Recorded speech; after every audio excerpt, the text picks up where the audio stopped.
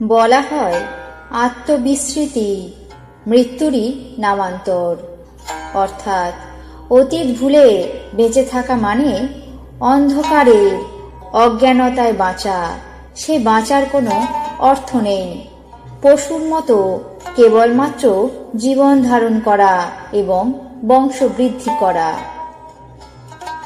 1946 সাল কিংবা 1971 সাল আমি দেখিনি, কিন্তু দেখেছি বাঙালি বড়ই আত্মবিস্মৃত এক জাতি। তাদের মনে থাকে সোনামুগের ডাল, বিন্নি ধানের খই, মনে থাকে বগুড়ার তালপাটালি, যশোরের কই মাছ, রাজশাহীর দই। মনে থাকে কোথায় নারকেল গাছ আছে কিংবা কোথায় বা সুপারি বাগান ছিল। মনে থাকে গোয়ালের সেই প্রিয় গাভীটির নাম। মনে থাকে কোন পুকুরে কোন বড় মাছটি থাকতো। মনে থাকে রফিক চাচার ছোট্ট ফুটফুটে মেয়েটির নাম। শুধু মনে নেই কি কারণে পৈতৃক ভিটে ছেড়ে, ঘর বাড়ি ছেড়ে, আত্মীয় স্বজন ছেড়ে শরণার্থী অর্থাৎ রিফিউজি হতে হয়েছিল। কেবলমাত্র মনে নেই কোন কারণে ঘরের মধ্যে আগুন জ্বালিয়ে চোরের মতো বসে থাকতে হয়েছিল। মনে নেই রিফিউজি ক্যাম্পের সেই দুঃসহ দুঃখের দিনগুলি। মনে নেই লোঙরখানার সেই খিচুড়ি, চিড়ে এবং মুরগির কথা। মনে নেই কাশ্মীরি পণ্ডিতদের দুঃসহ দুঃখের দিনের কথা এবং তাদের সেই গ্রামগুলিতে, এলাকাগুলিতে হিন্দু শূন্য করে ফেলার কথা। কোনোভাবেই মনে নেই পুলওয়ামার ঘটনার কথা। মনে নেই এই বেশ কিছুদিন আগে পেহেলগামের ঘটনার কথা। মনে নেই এই কয়েকদিন আগে ঘটে যাওয়া দীপুচন্দ্র দাসের কথা। মনে নেই চিন্ময় মহারাজের কথা। বাঙালি জাতির মানুষজন বড়ই আত্মভোলা। ভুলে থাকাই এদের স্বাভাবিক লক্ষণ। তাই কোথায় কি ঘটে, কোন কারণে ঘটে, ওসব জেনেও মুখ বন্ধ করে, চোখ বন্ধ করে নিঃশব্দে নিজের জীবন নিয়ে বাঁচি এবং নিজেকে নিয়েই ব্যস্ত থাকি। কিন্তু কেন হয়েছিল দেশভাগ? কেন হয়েছিল হিন্দু হত্যা? কেন হয়েছিল গর্ভবতী মহিলাদের ধর্ষণ এবং খুন? কেন হয়েছিল জাতি দেখে, বর্ণ দেখে, নাম দেখে, পরিচয় দেখে তাদের হত্যা?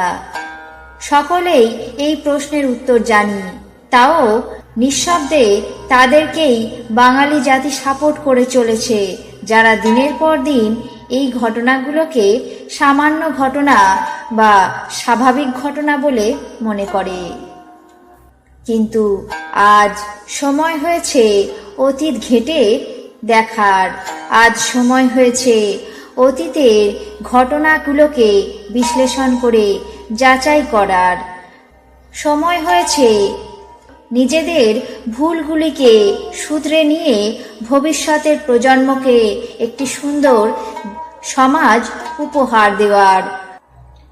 এখন সময় হয়েছে ভিন রাজ্যে কাজের খোঁজে না যাওয়ার। সময় হয়েছে নিজের পরিবারের সঙ্গে কাঁধে কাঁধ মিলিয়ে একসাথে কাজ করার।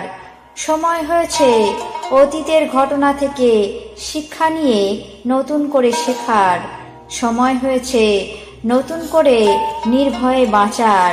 সময় হয়েছে প্রতিটি মানুষের যোগ্য সম্মান এবং কাজের অধিকার বুঝে নেবার।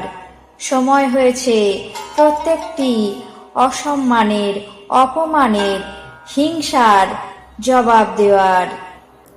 সময় হয়েছে শিক্ষার দুর্নীতির জবাব দেওয়ার, স্বাস্থ্যের দুর্নীতির জবাব দেওয়ার, বাসস্থানের দুর্নীতির জবাব দেওয়ার, রাস্তাঘাটের বেহাল অবস্থার জবাব দেওয়ার, পানীয় জলের অব্যবস্থার জবাব দেওয়ার। সময় হয়েছে প্রত্যেকটা ধর্ষিতা নারীর ন্যায় বিচার চাওয়ার। সময় হয়েছে আপামর জনজাতির সুরক্ষার কথা ভাবার। সময় হয়েছে মাতৃশক্তির উন্নয়নের কথা ভাবার।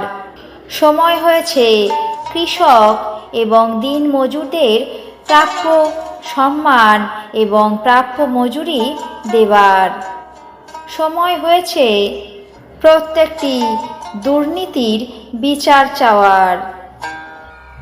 তাই আমার প্রত্যেক দর্শক এবং শ্রোতা বন্ধুদের অনুরোধ করব, নিজেদের পরিবারের সাথে সাথে নিজেদের জন্মভূমি এই ভারতবর্ষের সুরক্ষা, সংহতি এবং সংস্কৃতি কৃষ্টিকে মনে রেখে সকল হিন্দু জাতিদের স্বার্থের কথা ভেবে ভোটটা ঠিক জায়গায় ঠিক সময় মতো দেবেন। আগামী 29 তারিখ পশ্চিমবঙ্গে দ্বিতীয় দফার বিধানসভার ভোট।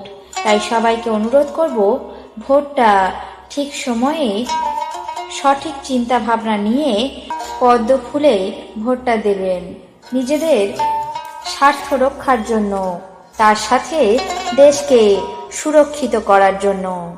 ধন্যবাদ।